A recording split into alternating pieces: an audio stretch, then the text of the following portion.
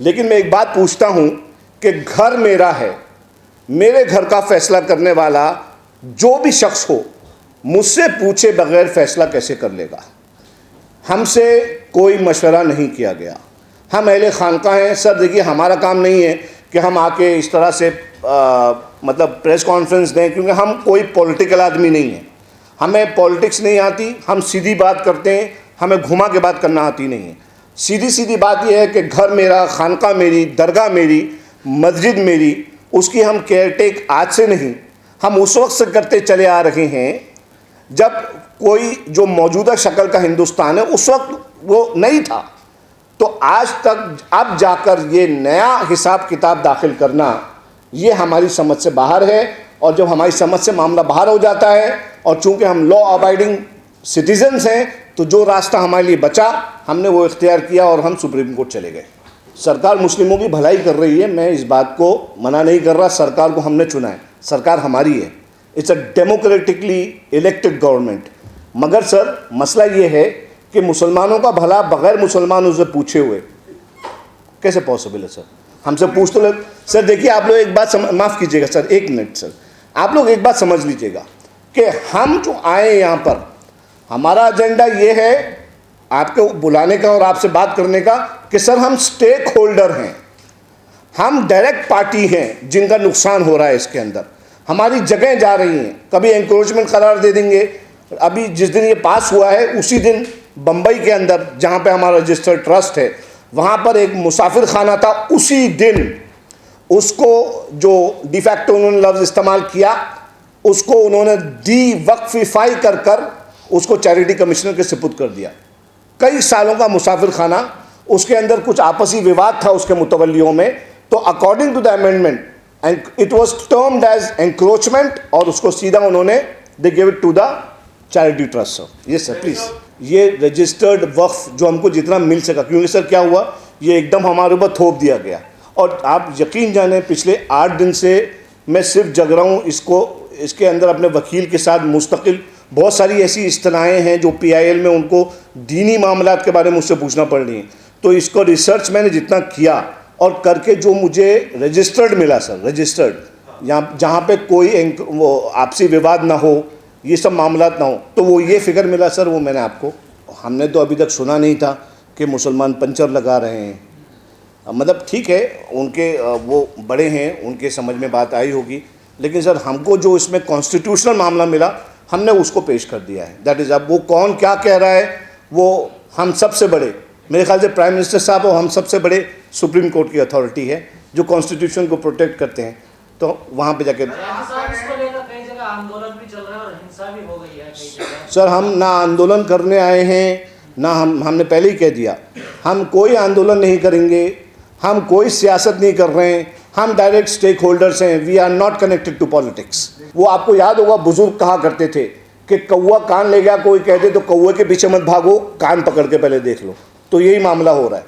तो हम ऐसी बातों पे नहीं कहते। देखिए हमने आपसे क्या कहा, फिर से मैं रिपीट करता हूँ, हम स्टेक होल्डर हैं और हम आपके सामने हैं। जो हिंसा हो रही है उस पर क्या कहना? अहिंसा सर, वो जो अहिंसा करेगा, जो लॉ के खिलाफ जाएगा वो गलत है सर। जो भी हो, चाहे वो मुसलमान हो या और गैर मुस्लिम हो, जो भी कानून के खिलाफ जाएगा वो गलत है सर, साफ साफ बात। एक बहुत बड़े तबके को, एक बहुत बड़े सेगमेंट को खानकाहों के रिप्रेजेंट करने आया हूँ। JPC के अंदर दरगाहों का, खानकाह का कौन ऐसा वो था कि जो इस तरीके से आके जिसने बोला था कि आप जो हैं जो कर रहे हैं वो मुझसे बगैर पूछे हुए कर रहे हैं? That's the question.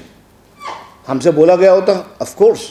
मैं सर एक बहुत बड़े सेगमेंट को रिप्रेजेंट करने आया हूँ यहाँ पे सर जी। तो क्या सर सुप्रीम कोर्ट से आपको कोई उम्मीद है? जैसे पहले supreme court sir, supreme court हमारे लिए हमारी मंजिल है और हमको जानते हैं कि हमारे हक़ का, कॉन्स्टिट्यूशनल हक़ का वो हिफाजत करने वाली सुप्रीम कोर्ट है सर। नहीं सर, मैं JPC को इग्नोर कर रहा हूँ, वो ड्यू डेमोक्रेटिक प्रोसेस है सर। मगर उसके साथ साथ एक बात समझ लें सर, अगर आपसे मैं एक सवाल करता हूँ पलट कर कि एक सब पूरा जमहूर, एक जमावटा लोगों का वो एक बात कहे और एक अकेला आदमी सच बात कह रहा हो, तो क्या उस आदमी की एक सच बात को दबा दिया जाएगा या कम समझा जाएगा? हम अगर आज इतना बढ़ चढ़ के नहीं कह पा रहे, लेकिन हम उतर के आए हैं बोलने के लिए कि हम अकेले सही, हमको लेकिन नहीं सुना गया। ईगो क्लैश हो रहा है। नहीं सर, ईगो क्लैश कैसे कह सकते हैं सर? इसमें ईगो क्लैश क्या है? हम तो सर वो हैं कि हमारे यहाँ जो हमारी दरगाहें हैं, उन दरगाहों पे आपको मालूम होना चाहिए कि 20% मुसलमान आते हैं और 80% हमारे हिंदू भाई आते हैं, 80%। और ये मुझे कोई मतलब मेरा मोटिव नहीं है बोलने का। आप लोग इस बात को देखते हैं, आप हज़रत निज़ामुद्दीन चले जाइए, आप हज़रत महबूब इलाही चले जाइए, आप वहाँ पे जाके देख लीजिए, आपको पता चल जाएगा ये बात। और दूसरी बात सर ये है कि जो हमारे पूर्वज हैं जिनके नाम से हमारी दरगाह है, उनका नाम है शाह बरकतुल्ला। उनका प्रेम प्रकाश, ये ब्रज भाषा के सूफ़ी थे और भक्ति आंदोलन से इनका ताल्लुक़ था, जो मीरा जी का निकाला हुआ है। तो इन्होंने जो प्रेम प्रकाश, आप इनका कलाम है, मैं कभी आप लोग चाहें तो शेयर करूंगा आपके साथ। उसके अंदर इनके छंद और दोहे आप पढ़ें, उसमें से एक मुझे कपलेट याद आ रहा है। उसमें वो कहते हैं कि देवल और मसीत माँ एक दिया ही होए, यानी मंदिर में और मस्जिद में एक ही दिया जलता है। तो ये हमारी सर वाणी है और इसको हम लेके चल रहे हैं। लेकिन सर ऐसा तो नहीं होता कि चोट लगे और आदमी से कहा जाए कि तुम चिल्लाओ मत, आह तो करेगा ही ना। सर विरोध करने का मतलब ये है, हम दरगाही आदमी हैं, ठीक है सर। हमारे पास लोग आते हैं, हमको बाकायदा, मैं आपसे कह तो रहा हूँ कि हमको मजबूरन हमको जो है वो गद्दी से उतर कर मैदान में आना पड़ा है, क्योंकि अब पानी सर से ऊपर हो गया, पानी सर से ऊपर हो गया सर, इसलिए हम आए हैं। हम सिर्फ एक बात जानते हैं कि वक्फ का मामला ये इस्लाम से जुड़ा है, दीन से जुड़ा है। ये मामला कोई ज़मीन का विवाद नहीं है। दिस इज़ नॉट, जैसे होता है ना सर, भाइयों में बाप इंतकाल कर गए, भाइयों में आपस में विवाद हो गया, एक सिविल मामला बन गया, ये वो मामला बनाया जा रहा है। लेकिन ये मामला ज़मीन का मामला नहीं है। वक्फ जो है वो हमने PIL में अपने नकल किया है कि किस तरह से कुरान के अंदर, हदीस के अंदर, इस्लामिक जुरिस्प्रूडेंस के अंदर किस तरह से ये बताया गया है कि वक्फ एक्चुअली इस्लामी अमानत है, अल्लाह की अमानत है और लोगों की भलाई के लिए है। ये सब, ये कोई ज़ाती ज़मीन नहीं है। This just like a trust, it is a trust in fact, religious trust. और इसको तो माननीय सुप्रीम कोर्ट ने भी माना है कि जो वक्फ है इट्स अ रिलीजियस ट्रस्ट। कि शहर वालों की मोहब्बत का मैं कायल हूँ, मगर मैंने जिस हाथ को चूमा वही खंजर निकला। तो जिस सरकार को हम लेके आए सर, और ये सब जानते हैं कि सूफ़ी हजरात जो हैं वो प्राइम मिनिस्टर, आपने प्राइम मिनिस्टर साहब का नाम लिया, तो माननीय प्राइम मिनिस्टर साहब, उनके साथ मैं उस AIUMB जिसने 2016 के अंदर सूफ़ी कॉन्फ्रेंस इतनी दिल्ली में किया था सर, मैं उसका वाइस प्रेसिडेंट रह चुका हूँ। और हमने शाना बशाना, कंधा बकंधा मिलकर 200 डेलीगेट सर मैंने बाहर से बुलवाए थे, आउट ऑफ इंडिया से 200 डेलीगेट्स बुलवाए थे, सिर्फ ये बताने के लिए कि सूफ़ी परंपरा एक्चुअल इस्लाम है। इट इज़ एक्चुअल इस्लाम। ये गंगा जमनी तहजीब जो यहाँ के बुजुर्ग कहते रहे, तो हमने बाहर से सूफियों को बुलवाया बताने के लिए कि सिर्फ हिंदुस्तान वाले नहीं। क्योंकि बहुत सारे लोग कहते हैं ना कि आप मेजॉरिटी गैर मुस्लिम, प्लीज़ माइंड मत कीजिएगा जो गैर मुस्लिम भाइयों के जो हिंदुओं के साथ रहते हैं, तो आप लोग डर के कहते हैं गंगा जमनी। ऐसी बात नहीं है सर। पूरे दुनिया के अंदर जो है, जो इस्लाम का पीसफुल नेचर है, उसको बताने के लिए रामलीला मैदान के अंदर 17 मार्च को हमने सूफ़ी कॉन्फ्रेंस करवाई थी। आप में से जिन लोगों ने कवर किया था, आप लोगों को याद होगा सर। जी, AIUMB जी सर, उसका मैं वाइस प्रेसिडेंट रहा हूँ सर। और हमने शाना बशाना, कंधा ब कंधा, चाहे वो एडमिनिस्ट्रेशन हो, उच्च एडमिनिस्ट्रेशन हो, चाहे हमारा PMO हो, उनके साथ बाकायदा मिलकर सर हमने कहा था, इस उम्मीद के साथ कि हमारी सूफ़ी परंपरा, हमारा जो मुस्लिम इत्तेहाद और पीस है, उसका बढ़ावा होगा। लेकिन सर ये तो वही हुआ, मैंने जिस हाथ को चूमा वही खंजर निकला। ऐसा है कि संसद में वो कहेंगे तो संसद के लिए हम रिस्पेक्ट करेंगे सर, ठीक है सर। लेकिन उसका मतलब ये नहीं है कि अगर मैं संसद में नहीं बैठा हूँ तो मेरी आवाज़ बंद हो जाएगी सर। जो अगर कॉन्स्टिट्यूशन के ख़िलाफ़ सर, कोई कॉन्स्टिट्यूशन के ख़िलाफ़ कोई बड़े से बड़े पोस्ट पर बैठ के अगर गलत बात करता है, ये जो है ना सर, ये जी संविधान, ये मेरे ख्याल से हम सब के लिए फ़ैसला करने के लिए काफ़ी है सर। और हम इसमें बहुत फर्मली बिलीव करते हैं। और इस संविधान ने कहा है कि सिप्तैन हैदर, अब्दुल रहमान, अब्दुल हैदर एनी मुसलमान, एनी माइनॉरिटी, चाहे एंथनी हो, चाहे जैन हो, कोई भी माइनॉरिटी है, वो तमाम के तमाम इसके तहत प्रोटेक्ट किए जाएंगे।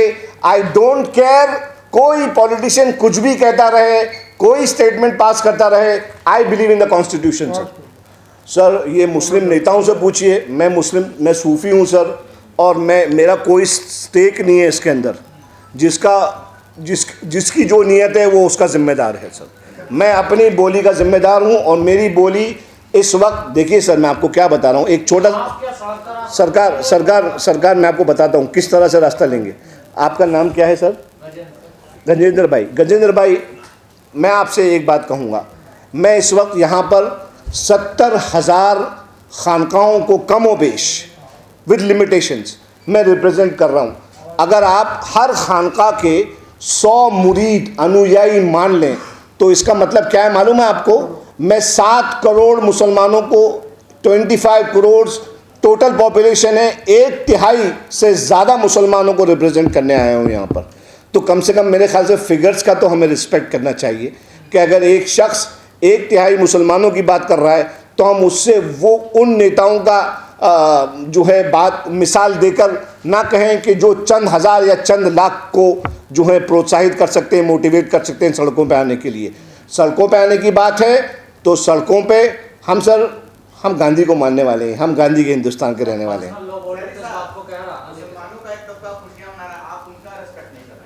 नहीं सर, मैं क्यों नहीं कर रहा हूँ सर?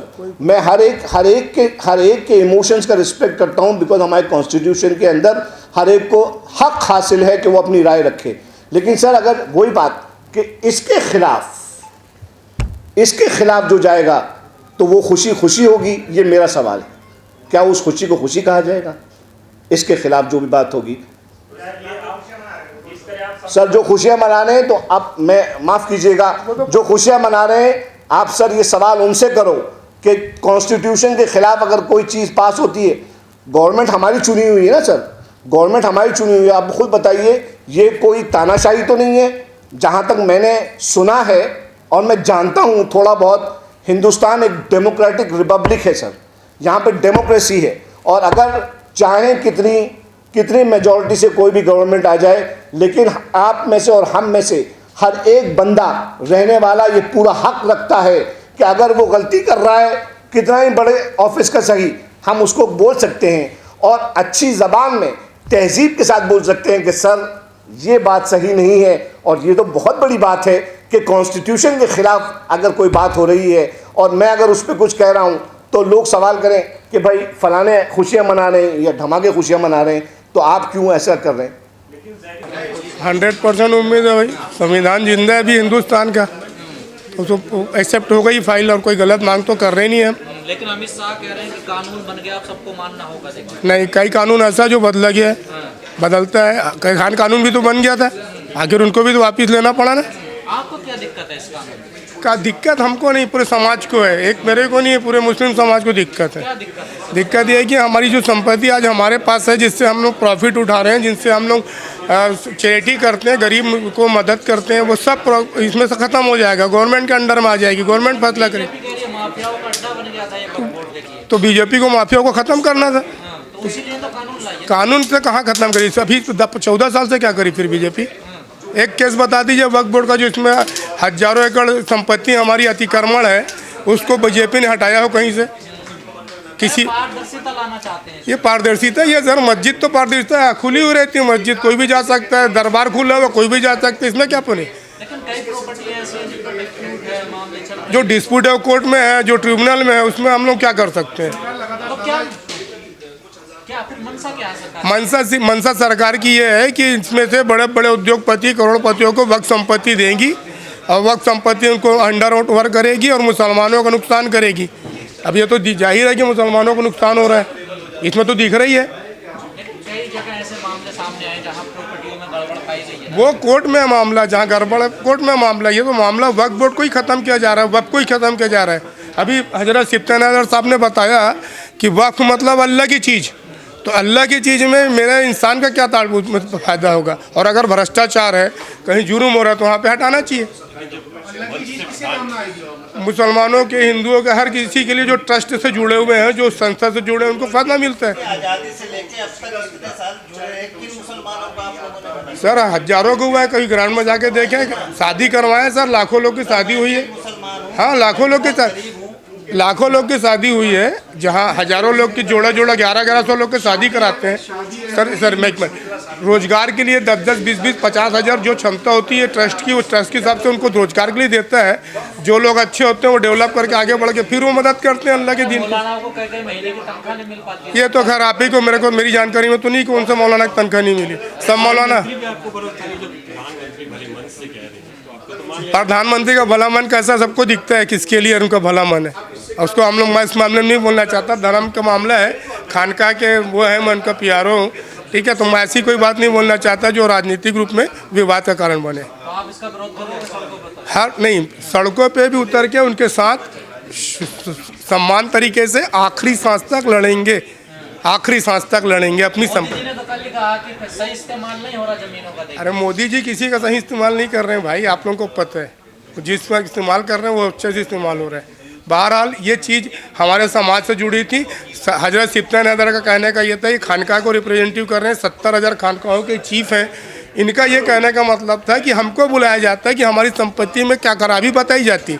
ये जिस जगह का नेतृत्व कर रहे हैं, महाराजा शरीफ जहाँ इनका खानका है, वहाँ कोई डिस्प्यूटेड नहीं है, कम से कम 25 करोड़ की संपत्ति है। उससे देखिएगा आप, जिनको नसीब हो, मथुरा से 92 किलोमीटर दूर है वो, तो जाके देख सकते हैं वहाँ पे कि कैसा उर्स होता है। उर्स में कभी ये नहीं बोला जाता कि हिंदू नहीं आएगा, दलित नहीं आएगा, सब आते हैं, सब खाना खाते हैं और उनको अलग अलग उनके लिए खाना बनता है। अगर मुस्लिमों के लिए मांसाहारी बनता है तो हिंदुओं के लिए अलग बनता है, और वहाँ पे एक मांसाहारी चीज़ नहीं होती। हर एक citizen of the democratic Republic of India क्या इस कॉन्स्टिट्यूशन के खिलाफ के ऊपर है कोई? अभी तक तो मैंने यही सुना था कि कॉन्स्टिट्यूशन के ऊपर कोई भी नहीं है सर। कॉन्स्टिट्यूशनल हक के लिए हर एक इंसान को अपनी आवाज़ उठाने का हक है और वही हम कर रहे हैं। अब माननीय होम मिनिस्टर साहब ने क्या कहा है वो उनके जुमले हैं, आप उनसे मालूम कर सकते हैं सर जी। लेकिन अब तो ये कानून बन चुका है, क्या सड़क का रास्ता अपनाएंगे या फिर सुप्रीम कोर्ट पे भरोसा करेंगे? सुप्रीम कोर्ट पे हमारा पूरा भरोसा है और हम लोग कल देखेंगे। अभी तो ऐसा है कि अभी तो कुछ हुआ नहीं। अभी जो हमारे चीफ जस्टिसेस हैं हमारे सुप्रीम कोर्ट के, जो हमारे जजेस हैं, उन्होंने अभी सुनवाई नहीं की है। कल सुनवाई है इंशाल्लाह। कल सुनवाई के बाद जो भी गाइडेंस आता है, जुडिशल गाइडेंस जो भी आता है, उसके मुताबिक हम अपनी जिद्दोजहद को जारी रखेंगे।